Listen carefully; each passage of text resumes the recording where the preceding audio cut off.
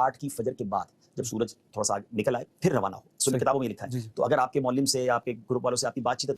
अस्सलामु अलैकुम व रहमतुल्लाहि व बरकातुहू। दोस्तों, हाजी मीना में अराफात में कैसे रहे, क्या करें, अपने टाइम को कैसे गुजारें, सुने, बहुत ही प्यारी गुफ्तगू है। अच्छा, यहाँ पर बास लोग ये भी करते हैं कि मिना जाने से पहले 2-3 दिन पहले एक डेमो कर लेते हैं जाकर किसी माहिर के साथ कि भाई हम तो पहली बार जा रहे हैं, तुम 10-20 हज कर चुके हो, हमें बताओ सब क्या होगा, कैसे होगा। तो ये कर लेना चाहिए अगर कोई ऐसा, क्योंकि बाज़ों का तो नहीं जाने देते, बिना को लॉक कर देते हैं। बाज़ों का जो ग्रुप लीडर होते हैं उनके पास कार्ड्स वगैरह होते हैं तो वो ले जाते हैं। अच्छी बात है, ये तो खुशी की बात है, देखकर मजा भी बहुत आता है। खाली मिना और फिर भरा हुआ मिना, ये दो मंजर भी जिंदगी में बंदा देख लेता है। हाजी अगर जाके एक बार वो देख ले और फिर भरा हुआ देखे तो डेमो कर ले तो अच्छा। हाँ, अच्छी बात है, लेकिन एज सच फायदा इसलिए नहीं होता कि वो टोटली डिफरेंट होता है। वो आपको आपके खेमे तक नहीं ले जाएगा, वो आपको मिना की गलियां दिखा देगा कि ये मिना है। मजा बहुत आता है, खुशी बहुत होती है, उसकी रौनक और होती है। लेकिन असल जब मिना में आपने जाना है तो असल तो वही है।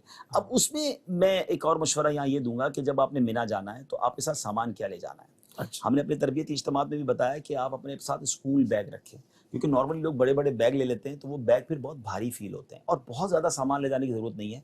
अब तो मिना इतना कंफर्टेबल हो गया है। अब जो 80s में हज थे और उससे पहले के हज थे तो बहुत डिफिकल्ट था। अब तो गद्दे भी हैं, तो तकिए भी हैं, तो कंबल भी हैं, तो खाना पीना भी मिल जाता है, तो बहुत सारी चीज़ों की हाजत नहीं पड़ती है। लेकिन आपकी जो ज़रूरत की दवाएं हैं, एक आधी चादर ले ली, एहराम की चादर एक एक्स्ट्रा ले ली, ख़राब हो सकता है, चप्पल एक एक्स्ट्रा रख लिया, और आपने जनाब पढ़ने के लिए किताब वगैरह ले ली। बाकी बहुत ज़्यादा चीज़ें लेने की हाजत नहीं। बाकी थोड़े से पैसे रख लिए। मिना में होटल्स भी बने हुए हैं, यानी रेस्टोरेंट भी होते हैं, आप जाके भी अपने खाना वगैरह ले सकते हैं।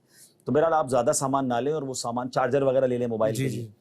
तो वहाँ पहुँचेंगे तो फिर इंशाल्लाह मिना में ये कौन कौन से दिन हैं एक्चुअली जो डेट्स हैं हज की, माह जुल हज, ठीक है, इसके कौन से दिन हैं कि जिनमें ये हज करता है? हज देखिए बेसिकली 5 दिन हैं जो हज के दिन कहलाते हैं। 8, 9, 10, 11 और 12, ये 5 दिन हज के अय्याम कहलाते हैं। 8 जुल्हिज्जा को हाजी ने मिना में पहुंचना है और 5 नमाजें पढ़नी है, ज़ोहर, असर, मगरिब, इशा और 9 की फजर।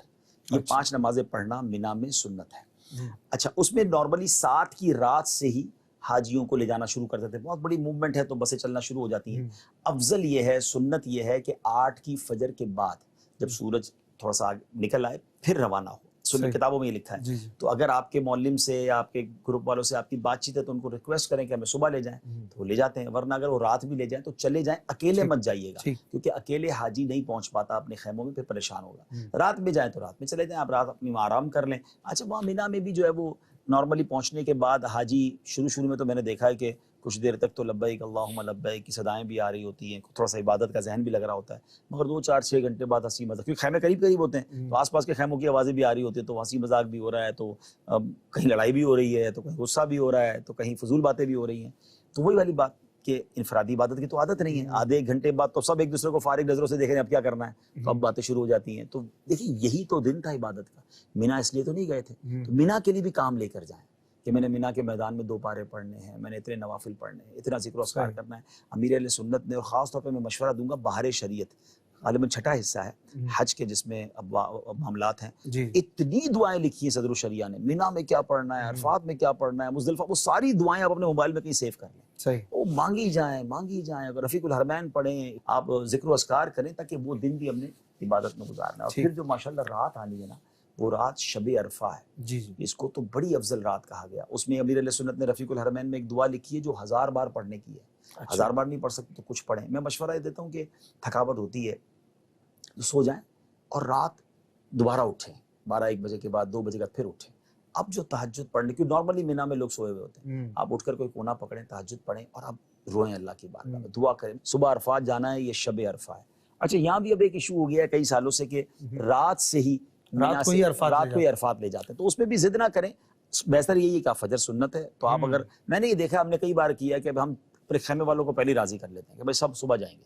आप अगर मौलम को कहते हैं ना कि हमने नहीं जाना है, हम सुबह जाएंगे, तो पहले तो आपको थोड़ा सा डराएंगे कि बस नहीं आएगी, ये नहीं आएगा, लेकिन तजुर्बा यही है, क्योंकि ये इनकी जिम्मेदारी है कि एक बंदे को अरफात पहुंचाना है। अगर एक बंदा भी रह गया ना पूरे उनके खेमे में, तो वो एक के लिए भी बस मंगवाएंगे। तो अगर आप 25, 30, 40 लोग जमा हो जाए ना, तो फिर वो आखिर बस देते हैं सुबह। अकेला बंदा नहीं कर सकता, अकेला नहीं कर सकता। अकेला अगर आपको लगता है कोई नहीं रुक रहा, आप 2-4 ही रह गए, फिर चले जाएं। फिर शरन तो जाहिर है कि इजाजत उलमा ने दी है, तो आप चले जाएं।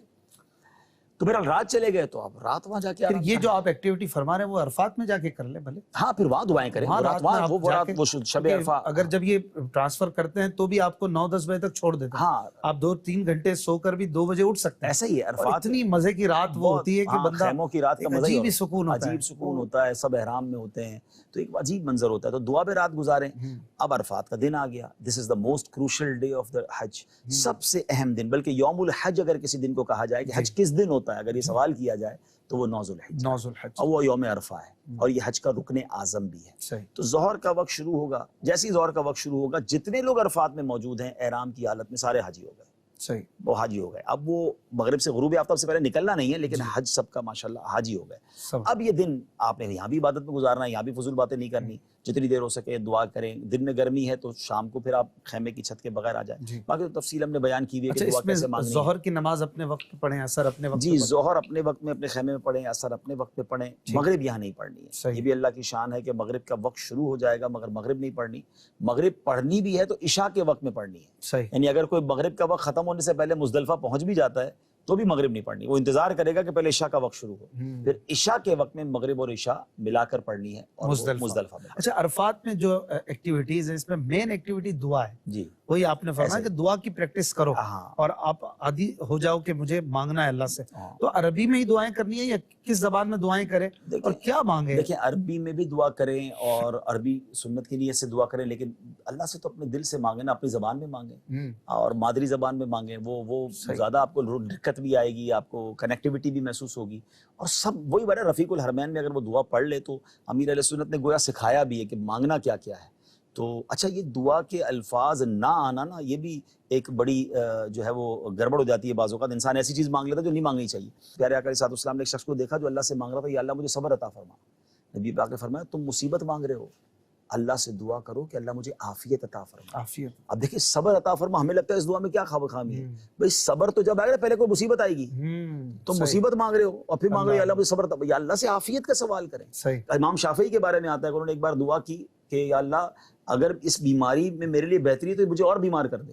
تو ان کو پھر ان کے استاد صاحب نے فرمایا کہ ایسے دعا نہ کرو, ہم زیادہ آزمائشیں سہنے کے قابل نہیں ہیں, اللہ سے صحت کا سوال کرو. تو اللہ سے کیا مانگنا ہے یہ بھی اہل علم سے سیکھنا ہے. تو یہ باقاعدہ پورا باب ہے. تو بہرحال رفیق الحرمین, اپنے ذہن میں یہ چیز رکھے نا کہ ایک ایسی ہستی ہے کہ میں جو بھی مانگوں گا مجھے ملے گا. اور عرفات میں تو وعدہ ہے, عرفات میں ہوں.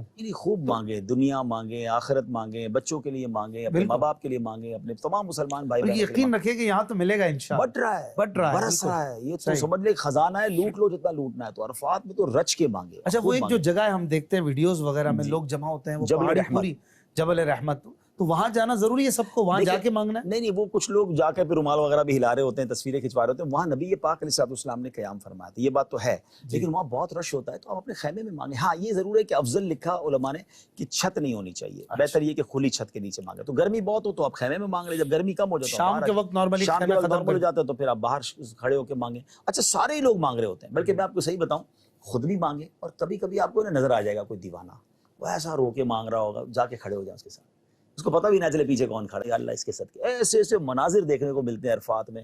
کوئی رو رہا ہے, کوئی بلک رہا ہے, کوئی اپنی مادری زبان میں مانگ رہا ہے. میں تو ایک بار گیا تو بنگالی مانگ رہے تھے, بنگلہ زبان میں, ایسے رو رہے تھے, ایسے میں بھی کھڑا ہو گیا. میں نے کہا اللہ پتہ تو نہیں کیا مانگ رہے ہیں ان کے صدقے. یعنی یہ پتہ نہیں, دیکھیے سب اللہ کے مہمان ہیں نا, وہ کون اس میں اولیاء کرام آئے. اچھا, پھر عرفات کے میدان میں جو ہے سبحان اللہ, حضرت الیاس علیہ السلام, حضرت خضر علیہ السلام ہر سال حاجیوں کے ساتھ ہوتے ہیں. یعنی ایسا میدان جہاں اللہ کے 2 نبی موجود ہیں. کھانا پینا اتنا ہوتا ہے عرفات میں, جوسز, اور گرمی اسپیشلی ہے. اس سال تو پتہ چلا تھا کہ حاجیوں کے لیے بڑی آزمائشیں بھی کچھ ہو گئی تھی. تو اب اس میں اپنی خشوع خضوع کی کیفیت کو کیسے مینٹین کرے. دوسری طرف کھانا پینا اتنا آ رہا ہے کہ ہر منٹ میں شاید مبالغہ کریں تو کوئی نہ کوئی کچھ لا رہا ہے, لنگر شریف بہت ہوتا ہے. تو اب وہ کیسے عبادتیں کرے جبکہ کھانا پینا اور جوسز اور یہ نارملی لسیاں سامنے ہوں. عرفات پہنچتے پہنچتے ہم نے کئیوں کے گلے خراب ہوتے دیکھے. تو بات ہی نہیں, ان کا فون بھی آتا ہے, میسج بھی آتا ہے, تو ان کا گلا خراب, کیونکہ اتنا ٹھنڈا پی رہے ہوتے ہیں, پانی ٹھنڈا, جوسز. اور پھر ضرورت بھی لگ رہی ہوتی ہے، گرمی ہے، عبادت کرنے گئے، آپ کو اپنی صحت کا خیال رکھنا ہے، کیونکہ آپ کے گلے کا ہی تو کام ہے، آپ نے دعا کرنی ہے، اللہ سے مانگنا ہے، تو آپ گلا بھی بچائیں، پیٹ بھی بچائیں۔ میرا مشورہ تو یہ کہ عرفات والے دن روزہ رکھنا تو منع ہے، لیکن آپ بہت کم کھائیں۔ بیسٹ یہ کہ آپ فروٹ کھا لیں، اگر 1-2 کیلے مل جائے نا وہ کھا لیں، سادہ پانی پی لیں، تاکہ آپ یہ ٹائم تو عبادت میں گزاریں۔ عرفات میں روزہ بھی رکھ سکتے ہیں؟ نہیں، عرفات والے دن روزہ نہیں رکھ سکتے، وہ بھی اسی لیے مکروہ ہے۔ دیکھیں 9 ذو الحجہ کو پوری دنیا میں روزہ رکھنا افضل ہے، مگر حاجی کو چونکہ عبادت زیادہ کرنی ہے اس لیے اس کو روزہ مکروہ فرمایا۔ روزہ نہیں رکھے گا وہ، تاکہ وہ ہمت میں رہے اور عبادت کرے، لیکن کھائے پیے کم، آپ جیسے کم کھائے پیے، بالکل کم کھائے پیے، صحت کا، کیونکہ واش روم پہ بھی لائنیں لگی ہوئی ہوتی ہیں، واش روم جائیں گے تو 1-2 گھنٹے واش روم میں لگ گئے، وہ مانگنے کا ٹائم تھا، تو احتیاط کریں۔ اب عرفات میں جتنا مانگ سکتے ہیں مانگیں۔ اب اس کے بعد آپ نے مزدلفہ جانا ہے، تو بڑی آسانی ہوگی نا اشفاق بھائی، اب ماشاءاللہ جیسے پریئر ٹائم اپلیکیشن ہے، اسکرین پر ناظرین دیکھ رہے ہوں گے، یہ اپنے موبائل میں ڈاؤن لوڈ کرنے ہیں، دعوت اسلامی کی بڑی زبردست کاوش ہے، دنیا میں جہاں ہے وہ آپ کو ریئل ٹائم میں جہاں آپ موجود ہیں وہاں کا آپ کو نماز کا ٹائم بتا دے گی۔ جب تک آپ کے موبائل میں آپ کو پتہ چل جائے کہ ہاں مغرب کا وقت شروع ہو چکا ہے، غروب آفتاب ہو چکا ہے، تب تک عرفات نہیں چھوڑنا ہے۔ بعض معلمین شام 4-5 بجے سے بس میں بٹھانا شروع کر دیتے ہیں کہ بھائی عرفات سے نکلنا ہے، عرفات سے نکلنا ہے، تو آپ نے جانا نہیں ہے۔ ہاں کچھ لوگ ایسا ضرور کرتے ہیں کہ بس میں بٹھا دیتے ہیں، چلاتے ہیں مغرب کے بعد ہے، لیکن آپ، میں نے وہی کہا نا، جس طرح مینا سے عرفات پہنچانا معلم کی ذمہ داری ہے، اس طرح عرفات سے مزدلفہ پہنچانا بھی معلم کی ذمہ داری ہے۔ آپ رکے رہیں گے وہ بس لائے گا، ٹھیک ہے نا، تو آپ غروب آفتاب سے پہلے نہ جائیں۔ غروب آفتاب ہو گیا، کیونکہ جو غروب آفتاب سے پہلے چلا گیا اس پر دم ہو جائے گا، تو اب آپ اس کے بعد معلم کی بس میں بیٹھ کر مزدلفہ جائیں۔ اور میرا مشورہ یہ ہے کہ اس بار بھی ہم نے سنا کہ بس میں بعض اوقات 6-6 گھنٹے 7-7 گھنٹے بھی لگ جاتے ہیں، اور پیدل چلنے والے 2 گھنٹے میں پہنچ جاتے ہیں۔ اور پیدل چلنا اس لیے آسان ہوتا ہے کہ موسم سہانا ہو گیا ہوتا ہے، رات کا ٹائم ہوتا ہے، سارے ایک ماحول بنا ہوتا ہے، بڑا ماحول، اگر آپ کے ساتھ قافلہ ہو نا، اگر کچھ اسلام بھائی ساتھ ہوں تو نعتیں پڑھتے ہوئے، لبیک پڑھتے ہوئے، بڑا اچھا منظر بنتا ہے، راستے میں چائے بھی مل رہی ہوتی ہے، کچھ کھانے پینے کی چیزیں بھی مل رہی ہوتی ہیں، بہت خوبصورت منظر ہوتا ہے، وہ بڑا یادگار منظر ہوتا ہے۔ مجھے یاد آ گیا امیر علیہ سنت کے ساتھ جب ہم حج پر گئے تھے تو ہم نے الحمدللہ یہ سفر پیدل ہی کیا تھا، 2018 اور 19، ہاں بڑا یادگار، دونوں میں پیدل ہی گئے۔ اور اس میں بس والوں کو ہم نے بعض اوقات تو بس والے بہت جلدی پہنچ جاتے ہیں۔ اچھا ایسا بس میں تو کئی واقعات ہوتے ہیں کہ پہلے نکلنے والے بعد میں پہنچتے ہیں، بعد میں نکلنے والے جلدی پہنچتے ہیں، کیونکہ وہ بند ہوتے راستہ تو وہ دوسرے راستہ کھول دیتے ہیں۔ تو نارملی جو ڈائبٹک کے پیشنٹ ہیں یا جن کو واش روم وغیرہ جانا ہوتا ہے تو وہ بس میں پھنس جائیں گے، تو بس سے اتر بھی نہیں سکیں گے نا، کہ جب تک بس مزدلفہ نہیں پہنچے گی تو آپ پیک ہو گئے۔ تو پیدل چل سکتے ہیں، ہمت ہے تو پیدل چلیں، اور بزرگ وغیرہ ساتھ ہیں، نہیں ہو سکتا تو پھر بس میں چلیں۔ سو آپ نے اس مکمل گفتگو کو سنا، یہ گفتگو آپ کو کیسی لگی ضرور بتائیے گا، پسند آئی ہے تو لائک کیجیے گا، چینل کو سبسکرائب کر کے ہمارے ساتھ جڑے رہیے گا۔ دوستو اللہ پاک سے یہی دعا ہے کہ اللہ تعالیٰ مینا اور عرفات کی زیارت ہمیں بار بار نصیب کرے، وہاں رات گزارنے اور عرفات میں دن گزارنے کی ہمیں بار بار توفیق عطا کرے۔ سو اسے شیئر کریں، ملتے ہیں کسی اور ویڈیو میں، تب تک اپنا خیال رکھیں، خدا حافظ، السلام علیکم ورحمۃ اللہ۔